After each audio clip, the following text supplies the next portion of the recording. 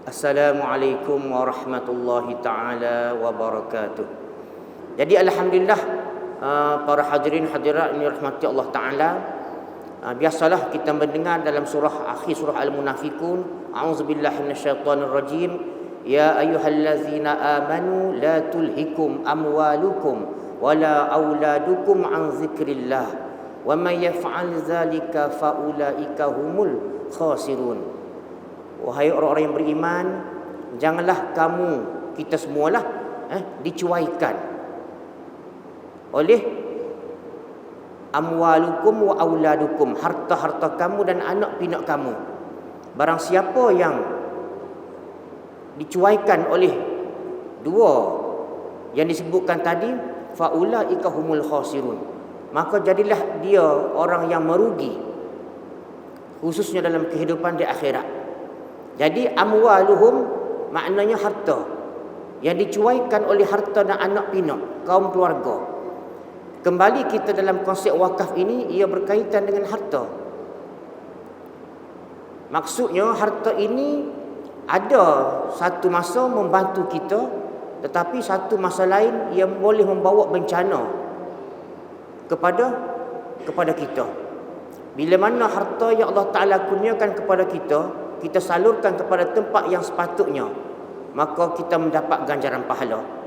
Sebaliknya, harta yang diperolehi oleh kita dan kita salurkan kepada tempat yang tidak sepatutnya, atau kita menggunakan secara berlebih-lebihan dan tidak menunaikan hak Allah Subhanahu Wa Taala, seperti menunaikan zakat ataupun membantu orang-orang yang berkeperluan, maka dia akan membawa, pertama sekali membawa kebaikan, dan ada juga yang membawa kepada keburukan. Jadi insya-Allah, kalau selama ini kita yang sudah berzakat, khususnya kepada Majlis Agama Islam Kelantan, didoakan dalam khutbah yang kedua oleh para imam seluruh Kelantan, kerana wang zakat ini telah dimanfaatkan kepada 8 golongan asnaf. Adapun tajuk pada hari ini lebih kepada wakaf. Wakaf setelah wafat. Kalau wakaf sebelum wafat itu memang kita berwakaf, tetapi sebenarnya manfaat wakaf ini apabila kita memberi sumbangan infak kita, maka dia akan mengalir sehingga ke akhirat kelak. Jadi setelah kita wafat, maka akan ada kebaikan-kebaikan yang kita perolehi. Dalam sebuah hadis Rasulullah SAW, riwayat Bukhari, Al-Bukhari menyebutkan bahawa yutbi'ul mayyitu salasatan, diikuti mayat itu 3 perkara. Bila kita mati ni ada 3 perkara ikut kita. Apa dia? Ahluhu wa maluhu wa amaluh. Ahli keluarga dia, harta dia, dan amalan dia. Fayarji'ani, maka 2 yang disebutkan awal tadi kembali, iaitu ahluhu wa maluh, hartanya dan kaum keluarganya. Keluarganya bila siapa, kita katalah satu waktu setelah asar solat jenazah, bila bawa bersama, mungkinlah kaum keluarga yang ada akan hadir ke tanah perkuburan, ada sanak saudara, ada waris tetangga, anak beranak, siapa ke kubur, bawa sampai kubur. Kemudian setelah digali, diletakkan di liang lahat. Maka berapa lama pun orang tidak akan tunggu selama-lamanya. Tak akan tunggu selama-lamanya. Jadi di situ fayarji'ani, maka akan kembali, akan balik, rujuk kembali semula ke tempat asal dia. Kalau rumah dia duduk di Gua Musa lah. Kalau keluarga dia asal daripada Kota Baru lah. Asal daripada luar negara lah, akan balik. Termasuk juga malu, hartanya. Jadi kalau ada kelebihan, mungkinlah boleh ramai-ramai keluarga pergi hantar dengan naik motosikal. Motosikal almarhum ni yang dulu bawa pergi situ sini, Jadi ada anak-anak dia mungkin yang hak sulung naik bersikar, naik motosikal. Lepas tu buat balik juga. Nak masuk maghrib ni siapa duduk kubur berani. Okey. Jadi bila buat balik tu wa yabqa wahid, dan yang baqa, yang kekalnya satu sahaja, iaitu amalannya. Jadi tuan-tuan puan-puan yang dirahmati oleh Allah Subhanahu Wa Taala, kita semua mengakulah bahawasanya kita hidup ini memang sangat memerlukan harta. Tetapi kalau harta selama-lamanya kita letakkan di hati, maka ia tidak dapat menyelamatkan kita. Bahkan kita akan sentiasa lagi mencari. A'udzubillahi minasyaitonirrajim. Alhaakumut takatsur hatta zurtumul maqabir. Sentiasa Allah Ta'ala telah memberikan sifat manusia sentiasa berlomba-lomba untuk memperbanyakkan segala-galanya. Harta, kaum keluarga, sentiasa. Hatta zurtumul maqabir, sehingga mereka ziarah. Masuk dalam lubang kubur, siapa dia lahap. Sentiasa. Jadi dengan sebab inilah, bila kita sentiasa sahaja mencari harta, janganlah kita dilalaikan oleh mereka ini ataupun oleh harta ini. Seperti mana ayat yang disebutkan tadi, ya ayyuhallazina amanu la tulhikum amwalukum wala auladukum an zikrillah. Wahai orang-orang yang beriman, disebut oleh Allah Ta'ala beriman, janganlah kamu dicuaikan, janganlah kamu dilalaikan, janganlah kamu dilarakan oleh harta benda dan anak pinak kaum keluarga kamu, an zikrillah, daripada mengingati Allah Subhanahu Wa Taala. Barang siapa yang melaksanakan perkara demikian, maka menjadilah mereka itu orang-orang yang merugi dunia akhirat. Dengan sebab inilah berbeza dengan orang tua dahulu. Mereka ada luk-luk tanah, mereka ada tanah yang boleh diwakafkan, kerana harga tanah tidak seperti masalah ni. Lah ni tanah kawasan dulu kita kata tidaklah jumlah nilaian dia sangat tinggi, sebab tidak ada banyak pembangunan. Dengan sebab itulah maka kalau kita nak mengharapkan saja orang-orang dahulu mewakafkan tanah mereka, maka macam mana generasi akan datang? Sebab kita tidak ada tanah. Macam mana dia pun kecuali diberi oleh Allah Ta'ala rezeki, menjadi usahawan berjaya, menjadi jutawan berjaya, dan dia wakafkan tanah. Jadi kalaulah kita yang tidak punya harta, apakah kita hendak hanya membiarkan mereka buat benda kebajikan demikian? Tidak. Jadi caranya, sebagai satu agensi yang menjaga kebajikan umat Islam, khususnya di Kelantan, dan sebagai majlis agama Islam tertua di Malaysia, maka Majlis Agama Islam Kelantan mencari satu kaedah, iaitu kita membuat produk wakaf tunai. Maksudnya tuan-tuan puan-puan beritahu kepada isteri kita, anak beranak kita yang kerja-kerja, buatlah potongan cukai, potongan zakat dengan cara potong gaji. Buatlah potongan gaji untuk wakaf tunai. Tiap-tiap bulan masuk dalam akaun wakaf tunai Majlis Agama Islam Kelantan. Sebab apa? Sebab dengan wakaf inilah membantu mereka yang bukan asnaf. Sebab asnaf ni kita kata zakat sudah mengalirkan duit mereka, tetapi untuk yang lebih lagi, contoh kata tanah kubur nak peluah tak cukup, jadi nak guna duit zakat, kita sangat hati-hati. Sebab zakat ini telah ditentukan asnafnya oleh Allah Ta'ala dalam surah At-Taubah ayat 60. Telah dijelaskan ada 8 asnaf, di mana mungkin tidak ada masalah nak menggunakan fisabilillah, tetapi kita ikut keutamaan. Sebagaimana firman Allah Ta'ala surah At-Taubah, a'udzubillahi minasyaitonirrajim, innamas shadaqatu lil fuqara, orang fakir, wal masakin, orang miskin, wal amilina 'alaiha, amil hak kerja-kerja di masjid, al amilina 'alaiha wal muallafati qulubihim, dan juga muallaf, orang yang baru masuk Islam ataupun kita nak menjinakkan hati mereka untuk Islam, seperti mana orang asli. Siapa sanggup nak pergi ke pus bala tak? Pak J naik kereta, kalau bukan masuk hujan debat lah, Pak J pus redip, dan pus yang tak mudah kita nak jangkau. Jadi kalau mereka perlukan bantuan, mustahil kita boleh pergi seorang-seorang nak salur. Sebab itulah bila bayar zakat, duit kita akan masuk terus dalam tabung zakat, dan kita akan agih kepada mereka ni, sama ada asnaf al-amilina 'alaiha ataupun wal muallafati qulubihim, wa fir riqab, hamba sahaya ataupun orang terbelenggu hidup dia, orang yang susah hidup dia.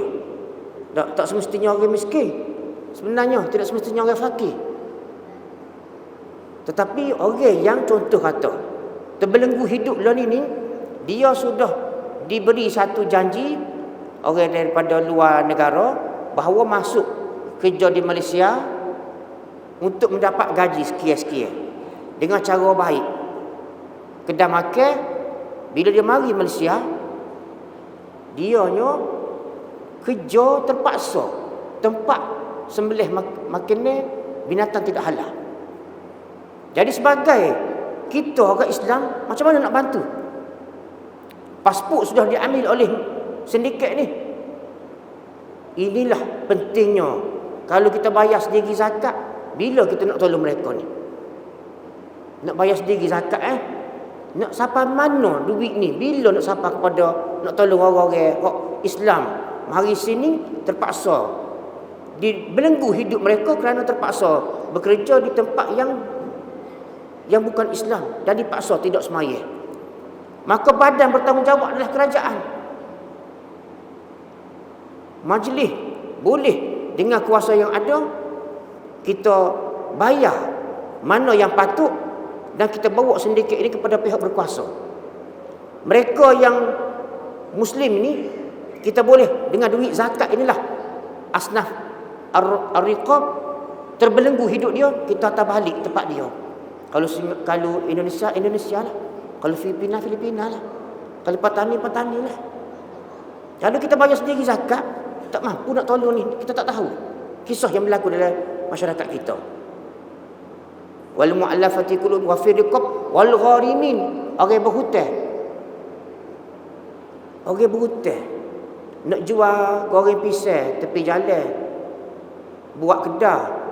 Kebetulan musim lah ni angin kuat, buta duit dah dengan Tok Ngulu, dengan Tok Ime kau, dengan siapa-siapa. Mari pokok kena atas kedai buka jual goreng pisang. Nak bayar mana orang susah gini? Tak akan dapat cari mudah-mudah. Nak pergi di bank tak akan terima nak berhutang cara ni. Nak gadar tidak ada duit.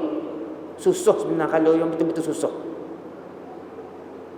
Tapi dengan kuasa tu email, orang maklumat daripada para jemaah, seperti mana yang khatib sentiasa sebut semasa khutbah Jumaat, salurkanlah maklumat mereka yang susah ini kepada majlis agama. Sama ada melalui imam mukim, imam bandar. Maklumat ni siapa? Kita akan bagi bantuan. Tuan-tuan, puan-puan, anak-anak, tuan-tuan yang kerja makan gaji, potong zakat, kita ambil duit ini, kita al-gharimin, orang berhutang. Kita ambil duit ini, isi borang kita ambil ini, bayar. Tak kena fikir dah. Bahkan kita akan bagi bantuan sekiranya dia berminat. Itulah kelebihan bayar zakat kepada Majlis Agama Islam Kelantan. Lepas tu wal gharimin wa fi sabilillah, wa binas sabil, orang yang putus bekalan dalam perjalanan musafir. Jadi dalam bab tapuk kubur tadi boleh nak beli duit zakat, tapi kita sangat berhati-hati sebab asnaf ditentukan Al-Quran. Jadi dengan sebab inilah adanya satu usaha nak menggerakkan tabung-tabung wakaf seluruh Kelantan. Bahkan pada bulan ini saja, bukan bulan ini saja, selama-lamanya, dengan harapan kita mendapat manfaat hadis tadi. Amalan perbuatan kita atas dunia, walaupun 10 sen kita letak, RM1 kita letak dalam tabung, ataupun kita buat potong gaji, ataupun bayar tekan button di ATM, bayar ikut transfer duit masuk ke tabung, kita kumpul. Dan alhamdulillah, seingat saya hari ni pun khutbah yang berkaitan wakaf akan menjelaskan ke mana duit ini disalurkan. Jadi kalau secara ringkas, kita di Majlis Agama Islam, kita ada 4 perkara yang mana bila duit ini disalurkan, kita akan letak sama ada satu, tabung wakaf pendidikan. Contoh, sahabat-sahabat kita nak belajar, maka di sekolah yang ada tidak cukup buku, kita boleh beli buku dengan wang wakaf yang tuan-puan nak bagi sumbangkan ini. Ataupun kita buat asrama, insya-Allah satu usaha kita nak mengembalikan semula sejarah untuk menaikkan asrama di Bunuk Payung. Mungkin ada orang lama dia tahulah macam mana dulu Bunuk Payung ini satu pondok yang melahirkan ulama yang besar. Dan juga sekitar dia sudah ada satu sekolah, tetapi tidak ada asrama. Maka untuk orang panggil nak cepat proses ni, dengan sebab duit wakaf ini telah terkumpul dan kita hanya menunggu masa untuk orang panggil nak buat projek. Jadi masih ada baki yang perlu kita tolong, maka duit inilah kita akan salur untuk wakaf pendidikan. Contoh, nak bina asrama di Bunuk Payung, Kota Baru. Itu wakaf pendidikan antara lain. Yang kedua, wakaf kita kata kesihatan. Maksudnya kesihatan ni bak nyakit dah. Maksudnya kita boleh beli mesin. Kita ni yang ada pada hari ni, di mana-mana sahaja, kita letak dalam tabung 10 sen, RM1, RM10. Duit ini kita kumpul dan kita beli mesin untuk kesihatan. Sama ada mesin cuci buah pinggan, sama ada mesin yang kita sudah beli adalah mesin kalau sekiranya berlaku pelanggaran, orang berlanggar, dia rosok bahagian muka. Jadi terpaksa buat rehan baru. Pihak hospital ni dia ada satu alat yang boleh buat, orang panggil prediction, boleh buat anggaran macam mana bentuk muka hari ni begini, dia nak buat balik. Mesin ni bukan 10,000, tidak, ratus ribu. Alhamdulillah, dengan wang sumbangan tuan-tuan puan-puan juga, mungkin isteri kita, sudah ada kita beli mesin ni. Kita letakkan di HRPZ, Hospital Kota Baru, Sultan Zainab Kota Baru. Begitu juga kita beli alat, letak di Hospital Kubang Kerian, USM. Jadi ini kesihatan. Satu lagi adalah wakaf am. Maksud wakaf am ini, macam contoh tabung letak di masjid.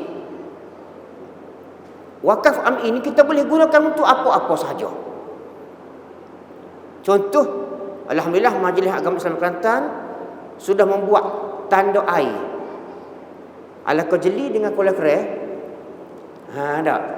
Nanti kalau pihak sama ada sekolah ataupun agensi kerajaan lah biasanya mengesyorkan ada ni tempat ni susah dapat air, yang mungkin air Kelantan Sdn Bhd tak dapat nak pergi sebab atas bukit apa semua. Dengan usaha penduduk kampung maklum kepada Imam Mukim, boleh mohon nak dapatkan dana sesuai, kita boleh buat tangki air contoh. Kita akan beli duit ni. Sebab apa? Sebab duit tunai ni ia kena tukar kepada aset kekal. Kena beli satu aset lama untuk tujuan manfaat ummah, manfaat umum. Jadi dengan duit inilah kita beli, buat orang panggil boring air boleh, tanduk air kita buat, jeti Kuala Kerai dekat dengan tangga Bradley. Itu wang sumbangan tuan-tuan puan-puan semua. Tidak ada guna duit zakat. Kita tak guna duit zakat. Sebab duit zakat kita nak bantu asnaf yang apa tu, yang kata-kata yang masih ada, dan keutamaan kepada fakir dan miskin. Jadi kalau kita melihat kembali kepada hadis tadi, maka inilah yang perlu kita laksanakan.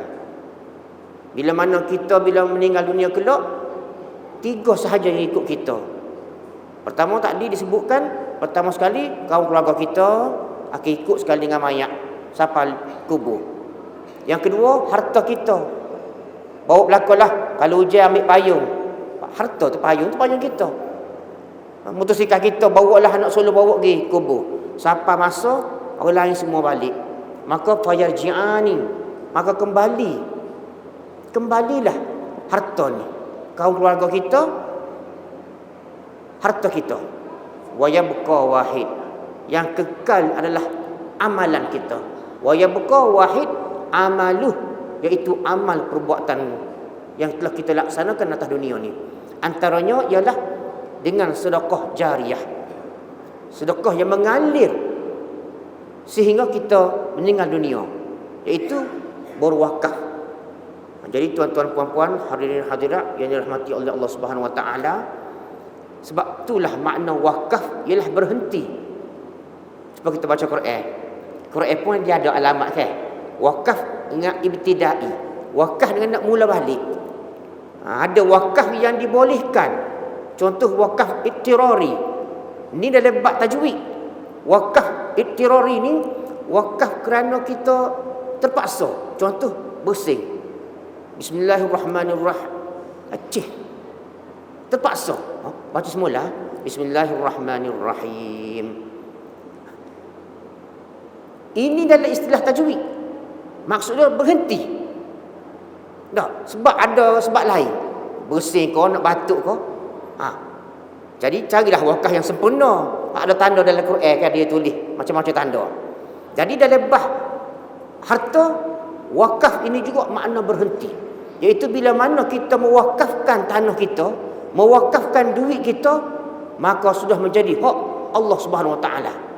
Sehingga tu imam sendiri, majlis agama sendiri tidak boleh nak guna untuk tujuan mudah-mudah, kecuali kena kembalikan hak wang tunai ini dengan membeli aset kekal untuk menyebabkan dia menjadi amalan yang boleh diberi manfaat kepada pewakaf dan juga masyarakat.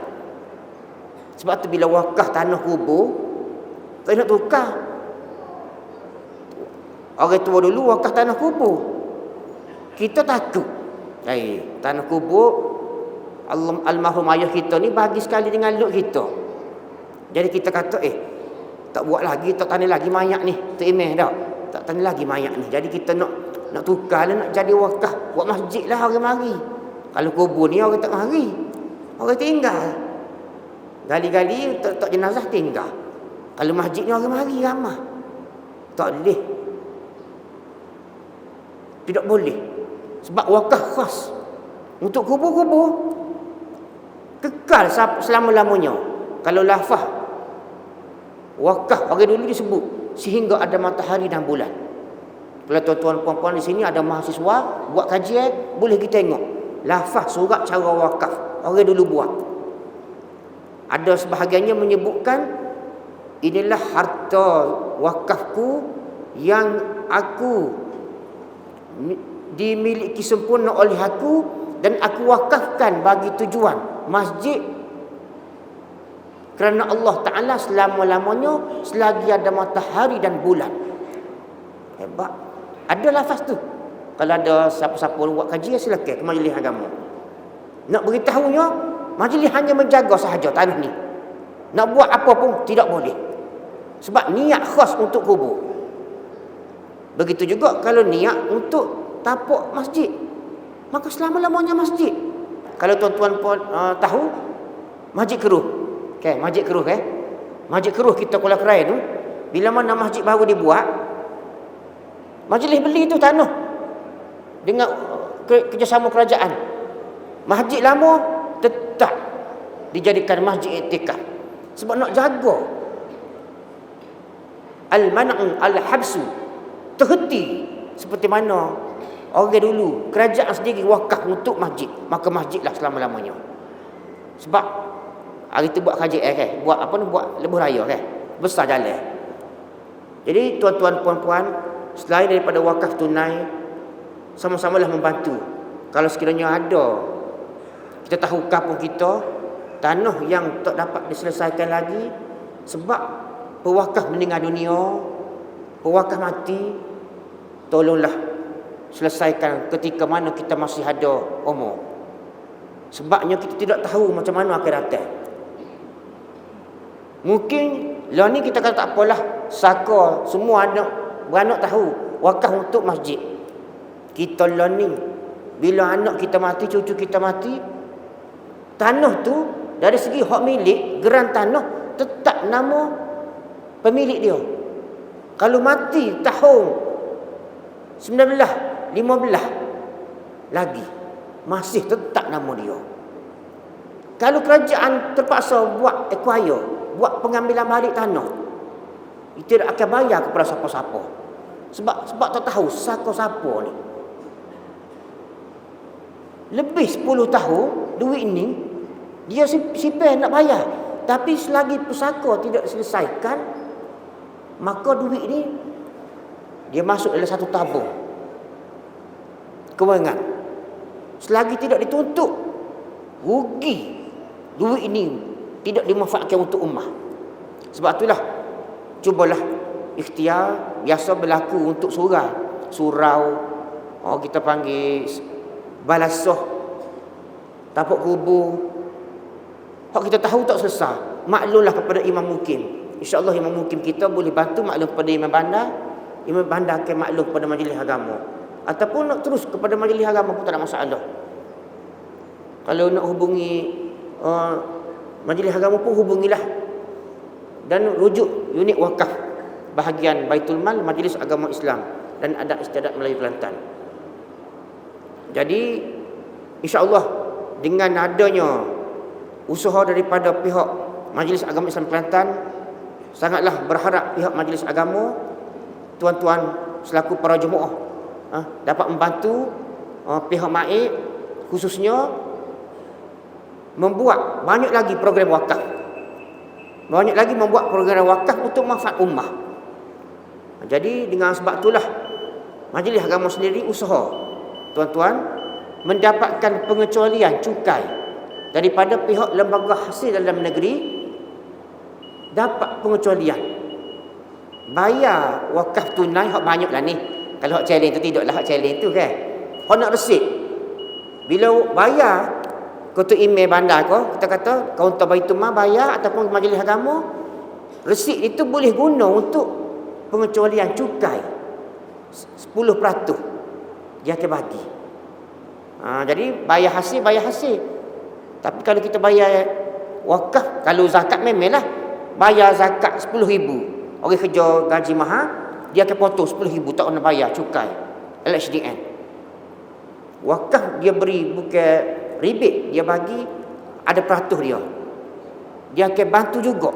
Jadi setelah usaha yang dibuat ini, maka tuan-tuan para jemaah yang dimulakan oleh Allah Ta'ala, semoga sama-samalah kita dapat berinfak, dapat berwakaf dengan cara menyalurkan sumbangan tunai kita khususnya kepada tabung-tabung wakaf yang ada di masjid. Aku likulli hadza wa astaghfirullahal azim li wa lakum. Wassalamualaikum warahmatullahi taala wabarakatuh.